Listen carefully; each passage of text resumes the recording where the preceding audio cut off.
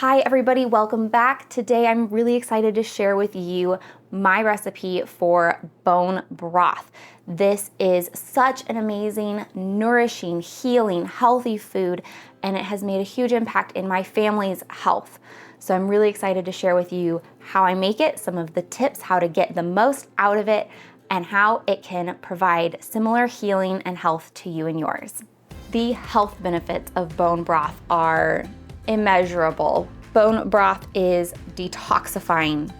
It can help boost and regulate your mood through regulating your dopamine levels. It helps strengthen bones, encourages good brain function, curbs cravings, improve digestion, gut healing, yes. The immune support, it also encourages joint health and beautiful skin and hair through all of that nice and natural collagen. We have had so much healing in our own family by incorporating this food into our daily routine rather than just in soups and stews. Really bringing it into our life as a daily nutrient has brought us so much healing and growth. We were for a while on GAPS. We were on the full GAPS protocol for one of my little ones who was having stomach problems. And we are now healed to a point where we have reintroduced some of our favorite healthy foods that were still just too hard on her stomach when she was having problems. Now we have healed to the point where we can have sourdough bread, sourdough pancakes, we can have homemade yogurt, we can have legumes again. So we have had this great healing, and I think the big turning point for us was when we started incorporating bone broth into our daily life. So we do this as a snack, we cook grains in it, we do put it in soups, we cook legumes with it, we saute vegetables with it, we put it on everything now. It's a pretty simple affair and it's very customizable. All you really need are some good quality bones, carrots, celery, onion, all optional, but that is the trifecta that I love the most. Some kind of root vegetable, some kind of herby spice, and onion or garlic just is amazing. You could try your own variation on those. If you don't have them, you can just use bones, and you can also do any aromatic herbs and spices that you really enjoy, or maybe for medicinal purposes at certain times in the season, you would choose certain seasonings based on what you want out of them that way. And I also like to include a little splash of raw apple cider vinegar because it really helps us extract the calcium from the bones.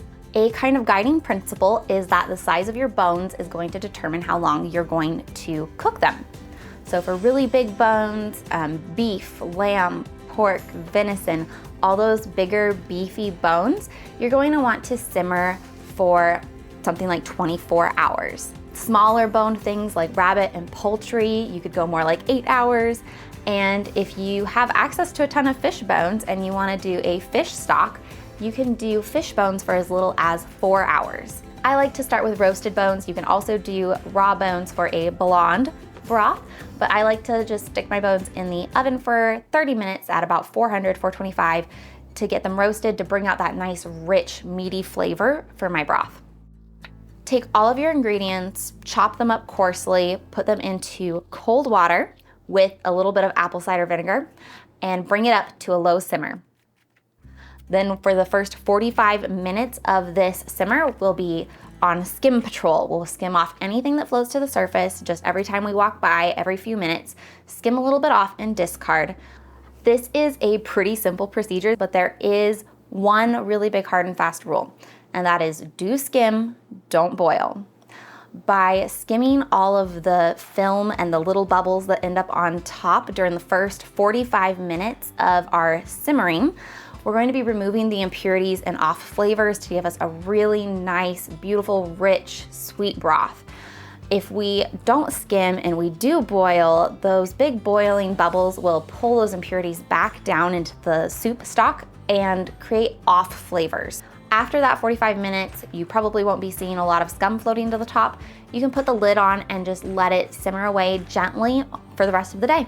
Come back when it's done, strain out the broth, put it in the refrigerator, or use it immediately.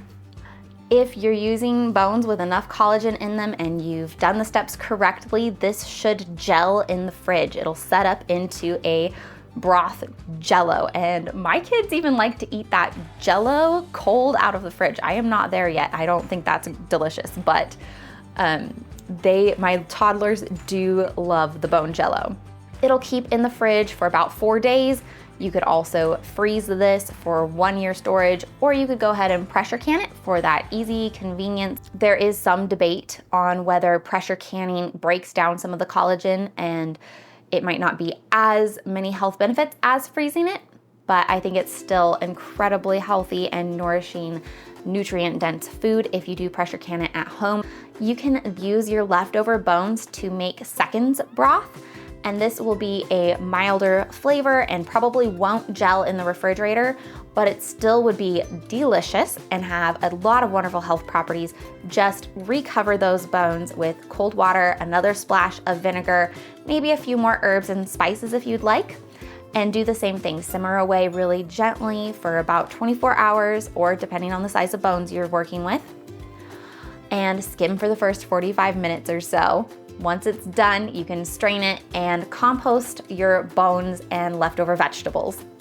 Starting with bones from a really clean source is so important if you're wanting to get the healing and the health benefits out of this.